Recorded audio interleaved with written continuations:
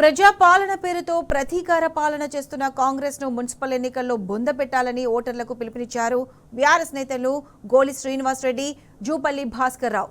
నాగర్ కర్నూలు జిల్లా కల్వకుర్తి మున్సిపాలిటీలో బీఆర్ఎస్ అభ్యర్థులు శ్రేణులతో కలిసి విస్తృతంగా ఇంటింటి ప్రచారం నిర్వహించారు.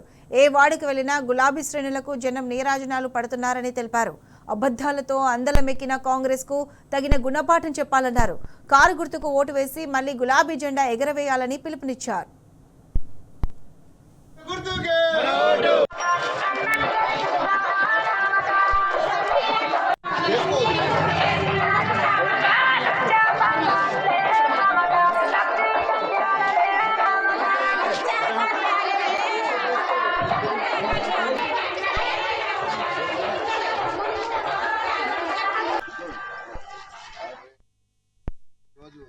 మున్సిపల్ సంగ్రామంలో కల్వకుర్తిలో జరుగుతున్న ఈ పోర్లో మోసానికి నిజానికి జరుగుతున్న యుద్ధం. ఈ యుద్ధంలో ఎక్కడ చూసినా ప్రజల నుంచి మంచి స్పందన వస్తుంది. కేసీఆర్ నాయకత్వంలో ఎంతో అభివృద్ధి జరిగింది. మళ్ళీ కేసీఆరే వచ్చినట్టయితే ఈ అభివృద్ధి కంటిన్యూ అవుతుంది, ఇది కుంటుపడదు.